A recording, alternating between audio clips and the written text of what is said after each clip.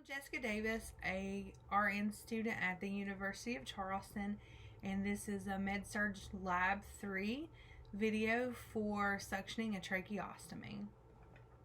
The first thing you're going to want to do is gather your equipment before you go into your patient's room, you're going to need a portable wall suction unit with tubing, a suction kit, a sterile suction catheter with a Y port in the appropriate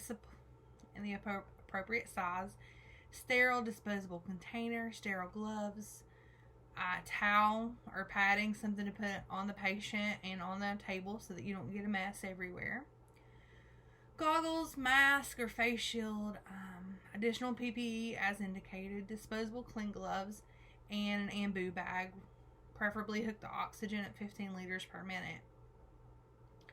Once you have all that together, you're going to go into your patient's room. You're going to wash your hands, put on some PPE, some regular gloves, and identify your patient, preferably by 2 identifiers. You're going to assemble your equipment over the bedside table. You'll make sure that table's clean. You'll put all your equipment together, and you'll put on regular gloves. You'll determine the need for your patient to need suctioned. Usually you'll hear a rattly sound or ask them if they're uncomfortable, and they'll let you know. You're going to explain to the patient that they need suctioned and that you're going to do that for them. You're going to adjust the bed to a comfortable working height for you. You're going to lower the side rails that are closest to you so that you can reach your patient. If they're conscious, put them in a semi-Fowler's position. If they're not, you're going to turn them on the side facing you so that you can see into that trach. You're going to place a towel or a waterproof pad across the patient's chest, about this area here, just right below their trach, so that you aren't going to make a mess on them. You're going to adjust the suction to the appropriate pressure, which is no higher than 150 for adults. You're going to open the sterile suction package using aseptic technique. Open the wrapper on the container away from you. Don't let anything hang over the edges. You're going to open up things that maybe weren't in your kit and drop them onto your sterile field. Don't touch them with your dirty hands. You're going to put on a face shield and goggles and a mask. Put on the sterile gloves. The dominant hand will manipulate the catheter and must remain sterile.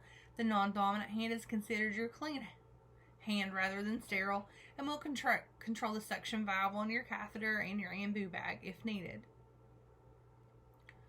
With the dominant hand, pick up the sterile catheter, pick up the connection tubing with the non-dominant hand, and connect the tubing and the suction catheter and see that they work. I personally like to put the catheter in some saline and moisten it before you use it. I find that it works out better for the patient. Using your non-dominant hand and manual resuscitation bag, hyperventilate your patient, delivering 3 to 6 breaths, or use the sigh mechanism on a mechanical ventilator. In the past, I've turned the patient's oxygen up on whatever device they had over their trach and pre-oxygenated for a few minutes. And I like that method, but it tells you to give them 3 good breaths before you do it. Remove the manual resuscitation bag or open the adapter on the mechanical ventilator tubing with your non-dominant hand. Use your dominant hand to gently and quickly insert the catheter into the trachea. You're going to advance to a predetermined length. You don't occlude the Y catheter, or in other words, you don't suction while you're going in. You're going to suction on your way out, and you're going to make a twirling kind of motion with your fingers, which kind of helps get everything out of that catheter and clean it up. Well, not out of the catheter, but out of the tracheostomy. And your catheter is going to come around and clean it out. And don't suction for more than 10 to 15 seconds at a time. Good rule is to hold your breath. If you're uncomfortable, so are they. Whenever you're done, you come back out. You're going to put that suction tubing back into some saline, clean it up, hyperventilate your patient, give them a few good breaths, and see what they feel like. If it sounds like they need some more suctioning, you can go back in for another 10 to 15 seconds, see if they feel any better. Allow at least a 30-second to 1-minute interval in between the suctioning attempts. Suction the oropharynx after suctioning the trachea. Don't reinsert the dirty suctioning catheter back into the tracheostomy, as that's a sterile procedure and you don't want those germs down in there. You're going to perform oral hygiene after tracheal suctioning. Whenever the suctioning is complete, you coil the catheter in one hand and pull your gloves off as you would with any procedure and throw it away. You'll turn off your suction. You'll remove the supplemental ambu bag or whatever from wherever they were. You're going to get them back into a comfortable position where as they were whenever you came into the room, or you're going to get them ready for some trach care where you're going to clean up around that. You're going to assess their respiratory status, including rate, effort, oxygen saturation levels, and their lung sounds. You're going to get them comfortable, and you're going to do some hand hygiene, and you're going to document exactly what you did and how it went. And that's pretty much suctioning a trach for you.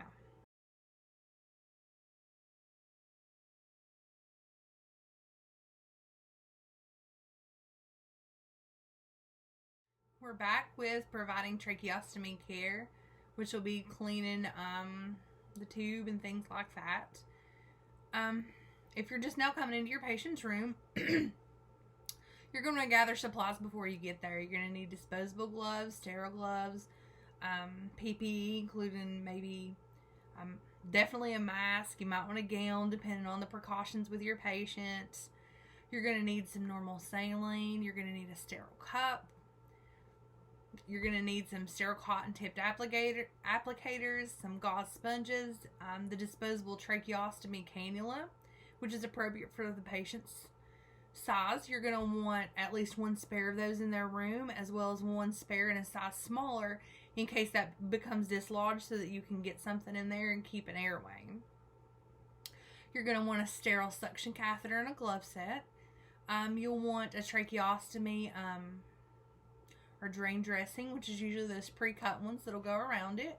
You're going to want the tracheostomy holders, which are usually the collar that has the Velcro. Those are the best. A plastic disposable bag, and maybe an additional nurse to help you. That way someone can hold that trach while you're changing the collar. After you've gathered your equipment, you want to perform hand hygiene, put on your PPE as indicated. Identify your patient by ideally 2 identifiers, which will be name and birthday. Likely this patient won't be able to speak with you, but they'll be able to have cues with you, or hand signs or head nods. Just because someone can't talk to you doesn't mean they don't understand you. You're going to assemble your equipment on the overbed table, which will be clean the table first. Put down a sterile, the little sterile towel, chucks, whatever you want to call them, on that clean surface. Open up all of your equipment. Put your sterile stuff in aseptic technique to where it's not going to be dirty. If this is going to have a disposable cannula, you're going to have a sterile disposable cannula. You're going to close the curtains around the bed and close the door to the room if possible. You're going to determine the need for trach care, which you likely done before you already came in the room. Maybe you just suctioned them. You notice some irritation. You want them to be good and clean. You talk to the patient about that, explain what you're doing and why and what you're going to do. You're going to adjust the bed for you, like a comfortable height for you. If your patient's conscious, put them in a semi-Fowler's position. If they're unconscious, roll them over towards you so that you can see that trach while you're working with it. You're going to want that bedside table to be close enough to you that you can reach things easily with your sterile hand for a sterile field and your dirty hand for your dirty things. Put on your face shield, goggles, and mask, whatever you need. You've already suctioned your trach. We done that in our last video. Now we're down to cleaning the trach. Let's see, we've already opened the packages for the inner cannula. Take care not to contaminate them. Carefully open the package, drop it with a sterile cotton-tipped applicators. Drop those onto your field or leave them in their container to where you can get them out and they're still sterile. Open the sterile cup or the basin and fill about a 1/2 inch to 1 inch into that. That way you can clean your cannula, or you'll have some saline to clean around your sites. You're going to put on disposable gloves. Remove the oxygen source that's over top of that. It's usually the little tent looking masks that go over those. You'll stabilize the outer cannula and the faceplate of the tracheostomy with your non-dominant hand. You'll grasp the locking mechanism of the inner cannula with your dominant hand. You'll press the tabs and release the lock, which will let that inner cannula be able to broad out. You'll gently remove that inner cannula and place it in a disposable bag. If it's not a disposable cannula, you're going to clean it with a brush and some sterile solution at the bedside. You're going to work, let's see where we're at. If not already, you're going to remove the gauze that's behind that, which is probably going to be a little dirty and gunky because those aren't really the cleanest sites. You'll work quickly, discard your gloves, and put on sterile gloves. You'll pick up the new inner cannula with your dominant hand and stabilize the faceplate with your non-dominant hand, and you're going to insert it into there. Usually they'll just slide right on in. You're going to press the tabs to allow it to lock on the outer cannula. You're going to reapply an oxygen source so that they can breathe. You're going to apply a clean dressing to that holder. It says that you'll dip some cotton-tipped applicators or a gauze sponge in the basin with sterile saline solution with your clean hand, and you're going to work from the inside out, cleaning that site. You're going to use one applicator for each area, kind of like you'll make one wipe with each applicator. And you'll gently pat the skin dry with a 4x4 gauze. You'll slide the commercially prepared dressing, which is usually a 4x4 that's cut. You'll slide it up like almost in a V shape, a little bit on each side of that to kind of pat it and absorb some drainage that comes from there. And then next you're going to want to change the tracheostomy holder, which is where two nurses come in handy or someone else to assist you.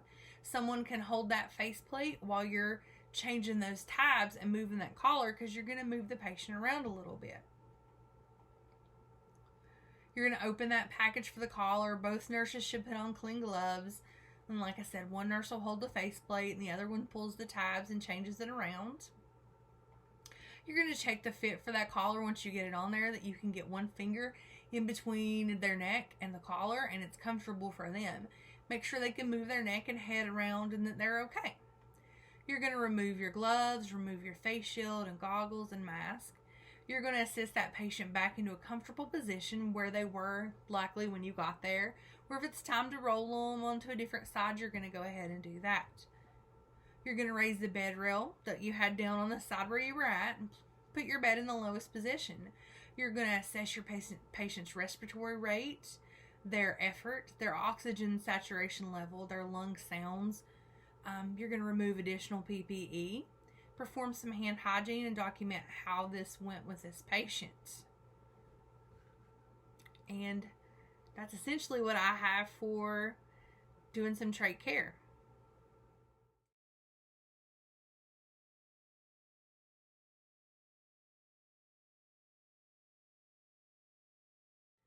Skill 15-7, changing the dressing and flushing a central venous access device. You're going to know if it's time, like usually every 96 hours you'll change your patient's dressing around their central venous access device or CVAD, or whenever it's soiled, or if the dressing's just starting to come off. There's all kinds of different situations. You're going to want to gather your equipment before you go in there. You'll need some sterile tape or steri strips. You'll need some antimicrobial dressing or a gauze pad, usually those little circle things that go around it. You'll need some 2x2 gauze, sterile tape or drape, some cleansing swabs, chlorhexidine or alcohol, iodine, just whatever your facility uses. You'll need some normal saline if you're going to flush it, usually a 10 ml syringe. Depending on that patient's instructions with their device.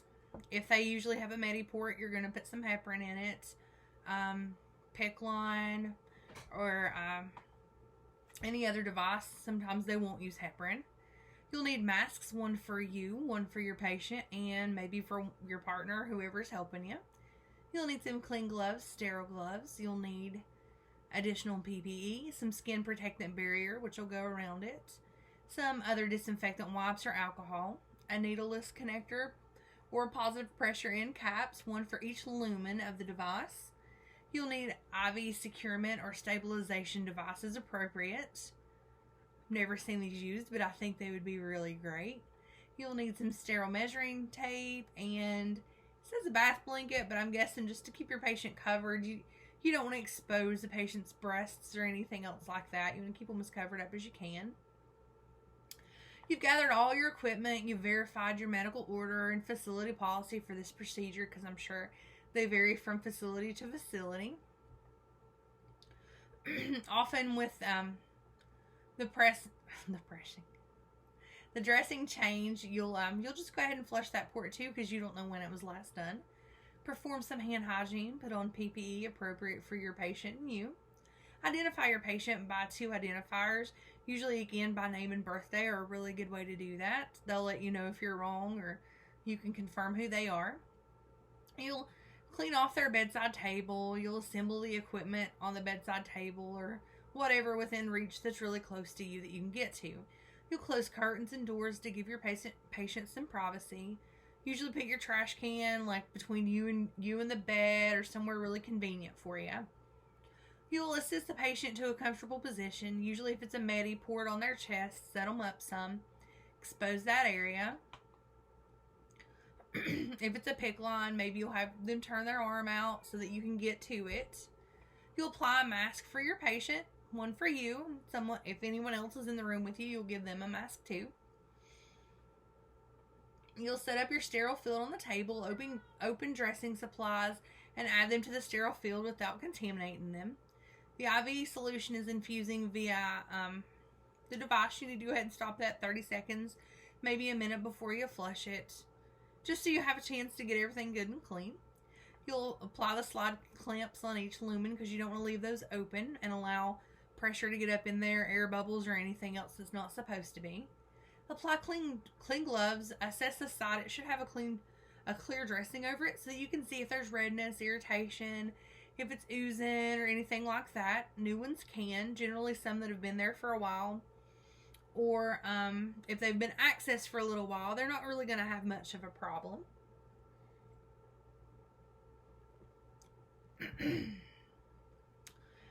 Let's see. We assess the site. You're going to want to palpate the site for tenderness, discomfort, anything like that. Remove the old dressing and be really careful not to tug or pull on that.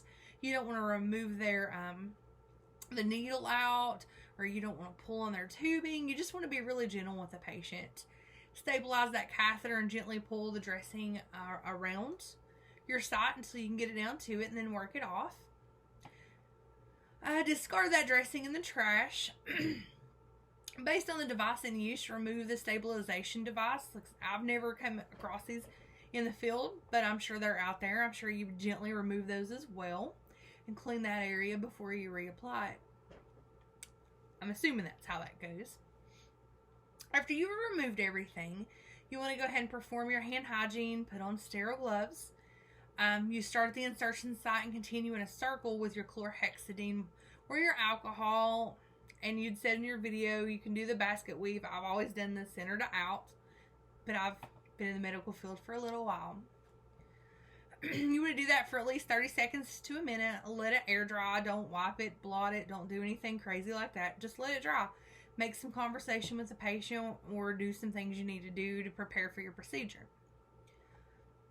You'll apply the antimicrobial dressing, which is usually that little circle thing on the base of the port, or your access device. This is really hard on video. Then you'll apply your skin protectant around the site, but not actually where your needle insertion site is or where your PICC line goes in. You'll put the insertion, the securement piece, I guess, to hold your lumens from moving around and becoming too floppy. I guess that may be adhesives to the arm or to the chest, wherever that's going to be, and you pop those little things down in there and it'll hold them all good and secure for you. You wanted to, before you done that, to have measured the catheter and make sure it's got the same length as it had before, which is more common, I would say, in a PICC line. Usually for the needles up here, either the needle's going to be resting against the skin or it's not, and that means that it's come out some. Based on facility policy, you want to replace caps as indicated. Working with one lumen at a time, remove the needleless connector or end cap. Once again, you're already clamped. You'll use an antimicrobial swab, vigorously scrub the end or scrub the hub for at least 15 to 30 seconds, and apply a new needleless connector or end cap to the end of that lumen. If you're going to flush it, you flush it with normal saline and a push-stop motion, which gives you some turbulence in there. It'll clean anything out of that could have been in there. After you do your saline, you'll usually do your heparin flush, which stays in that line and keeps any clots from happening. Depends on the policy. Sometimes it depends on the different devices they have inserted. Some Mediports say that they have to be flushed with heparin. Some don't. You'll use an antimicrobial swab to vigorously scrub the needleless connector. Let's see, we've already been there, haven't we? We just talked about that. You'll apply passive disinfection caps, which actually I'm going to say before that, while you're flushing your heparin, usually you'll go ahead and clamp that while you're flushing that to give it some positive pressure in that line. And then you'll go ahead and put on those impregnated caps on the end to keep everything good and clean in the way it should be. Let's see. You'll label the dressing with a date, time of change, and initials. You'll resume whatever infusion was going through that port, or if they're not even having anything infusing at that time, you'll leave them the way that you found them. You'll check that the IV flow is accurate if you're turning it back on and that the system's patent. You'll apply an IV securement stabilization device if not already in parts placed to the dressing. I've always used tape. Explain to the patient the purpose of the device and the importance of safeguarding when using this extremity. You let them know if it's a PICC line, don't go swimming, don't get it wet, don't let it be dirty. If it's a Mediport, those patients usually already know what to expect, but if they don't, let them know that while it's accessed, maybe not to shower, don't be rubbing their chest vigorously, to just be gentle with that site. When you're done with that patient, you're going to remove all the equipment around them, clean up, get them back into a comfortable position. If their rail was up, you're going to put their rail back up. You're going to put their bed back into the lowest position possible, remove your PPE, do some hand hygiene, document what you did, how it went, if there was anything abnormal about the site where the patient's access device was there redness, swelling, anything like that. You'll want to document all of that. The biggest thing is when you have on your sterile gloves and you're doing a sterile procedure, stay sterile. Don't be dirty. Don't be contaminating anything. That's what I have for central venous access device dressing change and flushing it if you need to.